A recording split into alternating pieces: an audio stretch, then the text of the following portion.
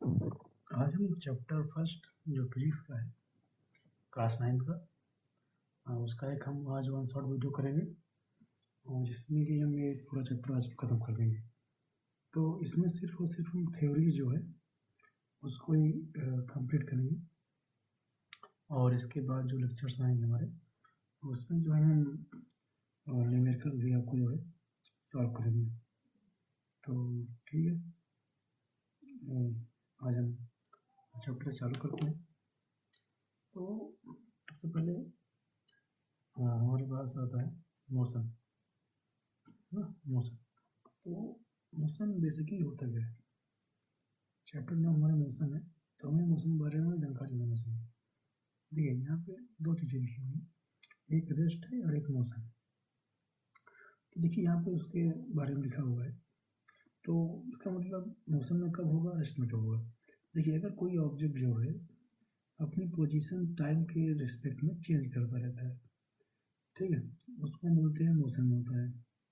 अगर वही ऑब्जेक्ट जो है वो टाइम के साथ अपनी पोजीशन चेंज नहीं करता है तो उसको बोलते हैं रेस्ट में होता है।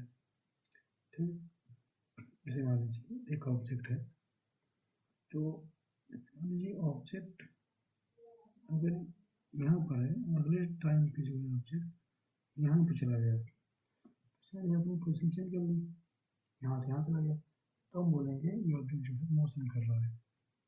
वहीं पे यही ऑब्जेक्ट अगर यहाँ चेंज ना करके यहीं पर कंटिन्यूस होता, यहीं पर होता और कहीं मूव ना करता, तो उसको हम बोलेंगे रेस्ट पर है।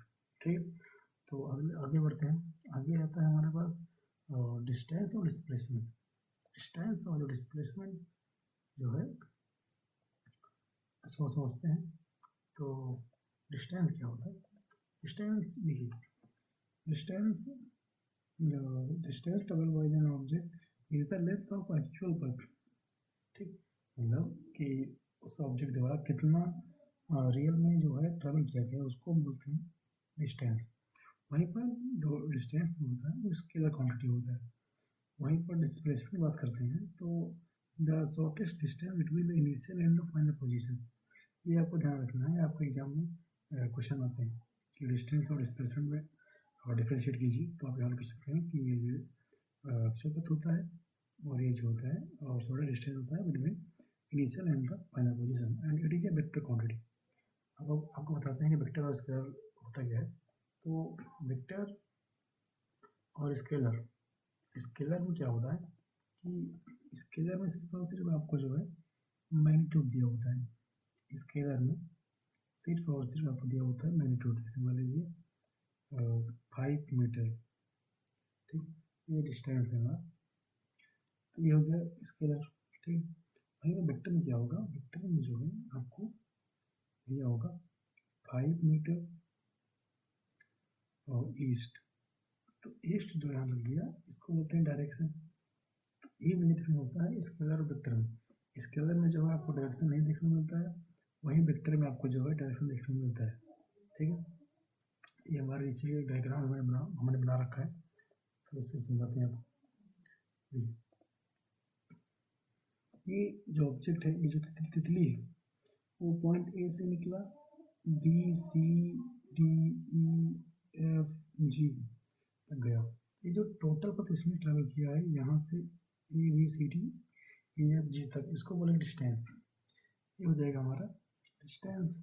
ठीक, वहीं पर देखिए फाइनल पोजीशन ये रहा जी, इनिशियल ये रहा, इसका जो शॉर्टेस्ट डिस्टेंस हमने बना दिया यहाँ से, ये होता है डिस्प्लेसमेंट। ठीक, और आप लोग ध्यान देखेंगे कि जो डिस्प्लेसमेंट होता है वो स्ट्रेट लाइन ही होगा। ठीक, ठीक, तो आगे बढ़ते हैं, कुछ इसकी प्रॉपर्टी के बारे में पढ़ते हैं कि डिस्टेंस की और डिस्प्लेसमेंट की क्या क्या प्रॉपर्टी होती है।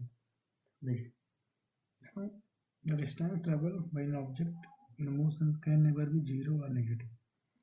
अगर आप कहीं चल रहे हैं तो अगर आप कोई बोला कि भाई आपने कितना डिस्टेंस ट्रेवल किया, तो आप बोलेंगे भाई मैं भी इधर ही खड़ा हूँ, तो उसमें आपको जो है उसमें आपने कोई डिस्टेंस ट्रेवल नहीं किया। ठीक, तो अगर वहीं से मूव करते हैं तो आप जो है डिस्टेंस अपना पॉजिटिव में शो करते हैं।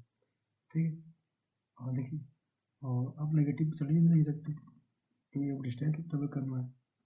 वहीं पर डिस्प्लेसमेंट देखेंगे तो ये जो स्टार्ट ये जो है पॉजिटिव हो सकता है, नेगेटिव हो सकता है, जीरो हो सकता है, ठीक है।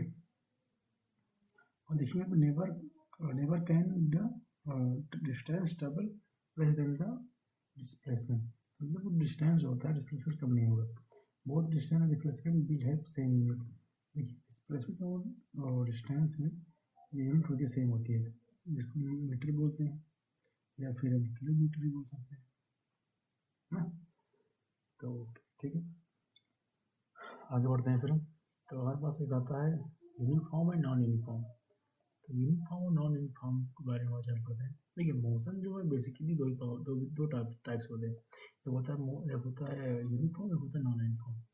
अब देखिए यूनिफॉर्म में क्या होता है, यूनिफॉर्म मतलब सेम, यूनिफॉर्म मतलब आप समझ सकते हैं कि इसको हम सेम मतलब कि इक्वल टाइम में इक्वल डिस्टेंस ट्रेवल करता है। वहीं पर इसका अपोजिट होता है नॉन यूनिफॉर्म, मतलब कि इक्वल टाइम में ये वही अनइक्वल डिस्टेंस ट्रेवल करता है। ठीक है, यहाँ लिखा है an object to be uniform when you travel equal distance in equal interval of time। Time में भी स्मॉल मतलब टाइम जो होता है उसको स्मॉल भी सकते हैं, बड़ा भी हो सकता है। An object is said to be non-uniform if travel an equal distance in equal interval of time। ठीक है, जैसे हमने आपको बताया होगा कि इक्वल टाइम में इक्वल डिस्टेंस ट्रेवल करेगा यूनिफॉर्म, और इक्वल टाइम में इक्वल डिस्टेंस ट्रेवल नहीं करेगा हो जाएगा नॉन यूनिफॉर्म। आगे बढ़ते हैं, अगला हमारे पास आता है स्पीड। तो स्पीड और वेलोसिटी ये दो टर्म होते हैं चैप्टर में, दोनों को बारीक से समझते हैं। स्पीड देखिए the body speed of body define the distance travel by an object in unit time. The सही unit of the speed is metre per second. ठीक, स्पीड पर क्या होता है डिस्टेंस अपॉन में टाइम। तो एक ऑब्जेक्ट द्वारा कितना डिस्टेंस ट्रेवल किया गया कितने टाइम में पर यूनिट टाइम में उसको बोलते हैं डिस्टेंस। तो देखिए ऐसे मान लीजिए ये डिस्टेंस है तो उसमें टाइम टी है, तो इसकी स्पीड क्या होगी, स्पीड कहाँ से हमने 20 कर दिया तो स्पीड हो जाएगी एस अपॉन में टी। ठीक है, यहाँ पे जो है स्पीड नहीं है, यहाँ पे जो है डिस्टेंस, ये वाला एस डिस्टेंस। ठीक है, तो आगे बढ़ते हैं। Speed of an object is quantity can can be zero और पॉजिटिव बट नेगेटिव। अब बोलेंगे जैसे मान लीजिए आप बाइक चला रहे हैं, तो बाइक आप चला रहे हैं तो आपकी बाइक या तो कहीं खड़ी हो जाएगी तो उसकी स्पीड हो जाएगी जीरो। ठीक है, अगर वही बाइक अगर आप बाइक मूव कर रही है तो वहीं उसकी आपकी बाइक की स्पीड हो जाएगी पॉजिटिव में, पर नेगेटिव आपकी बाइक की स्पीड नहीं आएगी, क्योंकि स्पीड जो होता है वो डिस्टेंस के बारे में बताता है हमको, ना कि डिस्प्लेसमेंट के बारे में। ठीक है, तो आगे बढ़ते हैं। If a body cover equal distance in equal interval of time, यहाँ पे equal distance in equal interval of time तो बोल देंगे इसको यूनिफॉर्म स्पीड, और इसी को हम कांस्टेंट स्पीड भी बोल रहे हैं, मतलब कि एक इक्वल इंटरवल ऑफ टाइम में इक्वल डिस्टेंस ट्रेवल करता है। ठीक है, वहीं पर अगर इक्वल अनइक्वल डिस्टेंस ट्रेवल करता है इक्वल इंटरवल ऑफ टाइम में तो उसको हम बोल देते हैं नॉन यूनिफॉर्म स्पीड। ठीक है, आपको समझ आ गया होगा कि यूनिफॉर्म और नॉन यूनिफॉर्म में अंतर क्या होता है। इक्वल इसमें दोनों होता है यूनिफॉर्म में, और इसमें जो है अनइक्वल डिस्टेंस होता है इक्वल इंटरवल ऑफ टाइम में। ठीक है, अब देखिए हम यहाँ पे एवरेज स्पीड का यूज कब करते हैं। देखिए जब ऑब्जेक्ट जो होता है मूव करते रहता है यूनिफॉर्म स्पीड से, तब वहाँ पर जो है हम उसका एवरेज ले लेते हैं कि एवरेज स्पीड इसकी जो है इतनी होती है। उसका फॉर्मूला होता है total distance upon total time. ठीक, कब जाएगी इसको जब हमारा जो ऑब्जेक्ट है नॉन यूनिफॉर्म स्पीड से चलता रहेगा। आगे बढ़ते हैं, वेलोसिटी आ गया। तो वेलोसिटी जो होता है ये यूज होता है सिर्फ और सिर्फ डिस्प्लेसमेंट के लिए। ठीक है, define as the distance travel by an object unit of time direction. Direction आ गया ना, तो डायरेक्शन कहाँ पे आता है भाई, डायरेक्शन आता है हमारे पास डिस्प्लेसमेंट में, या फिर बोल सकते हैं वेलोसिटी जो होती है और डिस्प्लेसमेंट भी किया जाता है जहाँ पर डायरेक्शन भी दिया होता है। ठीक है, तो ठीक है, तो ऐसे इसकी सेम होती है जैसे स्पीड होती है। ठीक, दोनों सेम होता है। फॉर्मूला क्या होता है total displacement upon total time, इसको एस अपॉन टी से भी डिनोट कर सकते हैं वेलोसिटी को। आगे बढ़ते हैं, जैसे यहाँ पे डिस्प्लेसमेंट हो गया और बी वेलोसिटी हो गया और टी हो गया टाइम। तो देखिए velocity of body is a vector quantity, vector वाले बोले तो कहीं भी पॉजिटिव नेगेटिव है जीरो, ये आपको जो है याद रखना है। ये जो टॉपिक है इससे आपका एग्जाम में क्वेश्चन आ जाता है।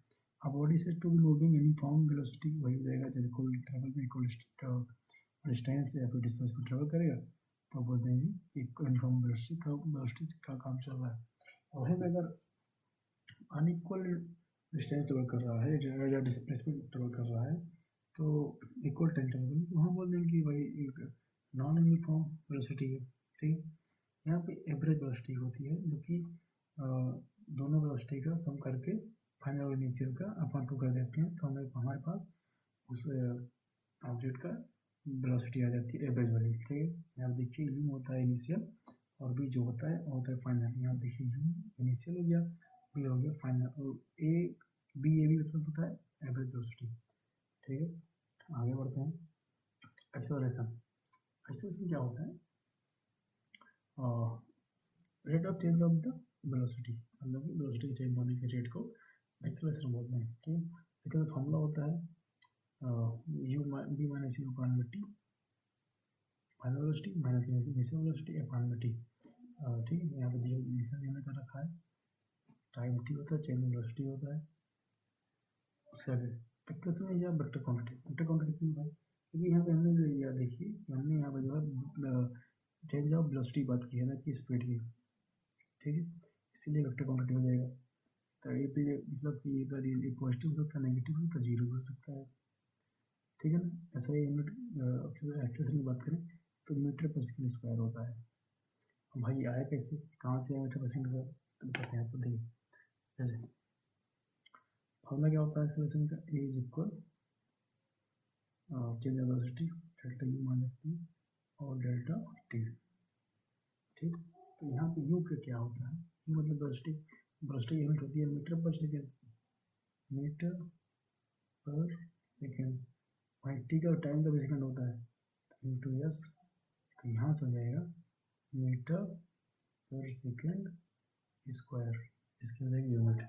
ठीक है, वही है अभी याद रख लीजिए आप। बॉडी से to be uniform acceleration to travel एक straight line and velocity increases और decreases by equal amount of time, इसको बोल देंगे यूनिफॉर्म एक्सेलरेशन। और यहाँ पे जो अगर वेलोसिटी जो चेंज हो रही है अनइक्वल मोमेंट अमाउंट में, वर्टिकल ज़्यादा कभी कट रही है वेलोसिटी, तो वहाँ हो जाएगा नॉन यूनिफॉर्म एक्सेलरेशन। ठीक है, अब आगे बढ़ते हैं। आगे देखते हैं कि ये जो डिस्टेंस और डिस्प्लेसमेंट का ग्राफ होता है और डिस्टेंस और टाइम ग्राफ होता है, इसके बारे में देखते हैं।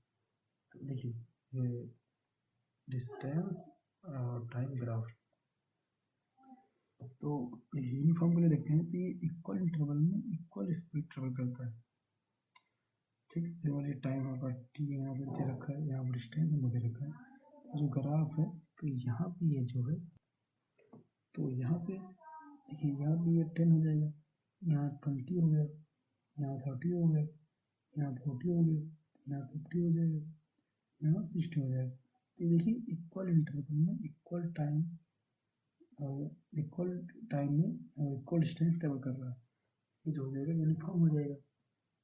ठीक है, और वहीं पे देखिए speed of velocity obtain from slope of the distance and distance time graph. देखिए ये आपको नोट्स में आपको नहीं मिलेगा।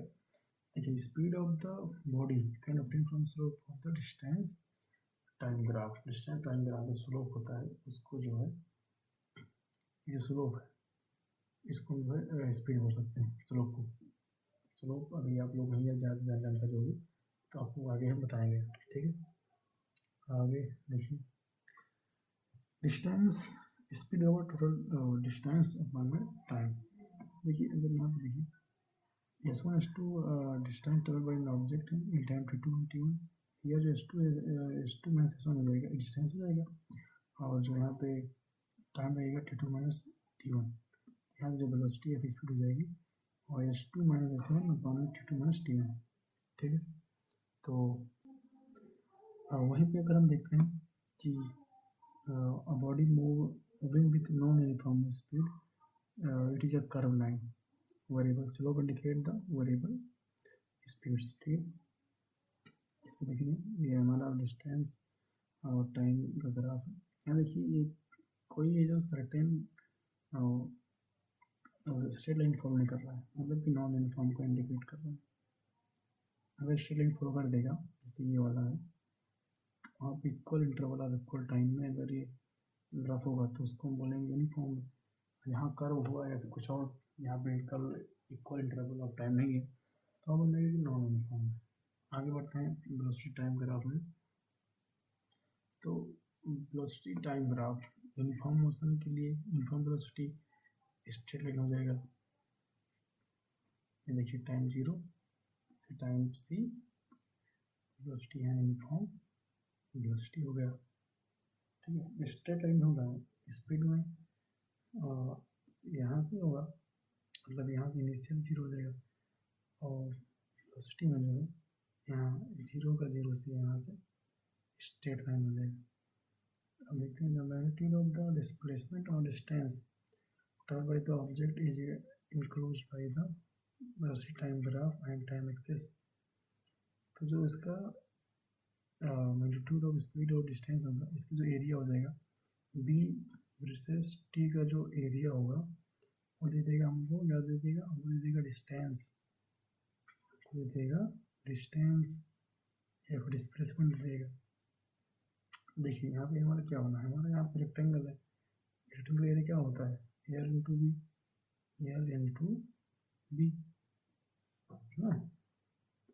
तो यहाँ पे देखिए एल कितना है, ओ सी इंटू जो है वही एरिया रेक्टेंगल हो गया, और ए बी सी। ठीक है, इसको ध्यान रखेंगे कि जो एरिया होता है बी टी ग्राफ का, हमको क्या देता है, हमको देता है और डिस्प्लेसमेंट का जो स्लोप होता है। आगे बात करते हैं, और the velocity time graph of an body moving with uniform acceleration in straight line inclined to the axis. यहाँ पे यूनिफॉर्म आपको दिख रहा होगा, ये देखिए इक्वल इंटरवल में इक्वल डिस्टेंस या फिर डिस्प्लेसमेंट ट्रेवल कर रहा है, ये जाएगा यूनिफॉर्म। पर यहाँ पे एक्सेलरेशन बात हो रही है, तो B by T, B T graph जो होता है वो हमको देता है क्या, इसका स्लोप जो होता है वो देता है एक्सेलरेशन, देता है हमको, ये देता है हमको एक्सेलरेशन, ठीक। इसका जो एरिया होता है, ये जो एरिया हो जाएगा टोटल एरिया, ये हमको जो है दे देगा, और डिस्प्लेसमेंट स्लोप होगा ये तो देगा। देखिए slope of velocity time graph give us acceleration, जो मैंने आपको बताया अभी, तो ई डी या बाई डी, ठीक है। एरिया इंक्लूड क्या देगा हमको, देगा डिस्टेंस या B D, half into base into height plus.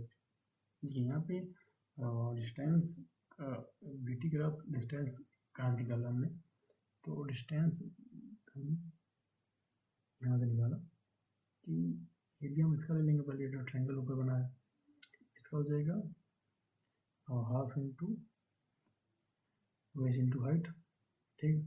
उसके बाद जो नीचे हमारा ये बन गया रेक्टेंगल,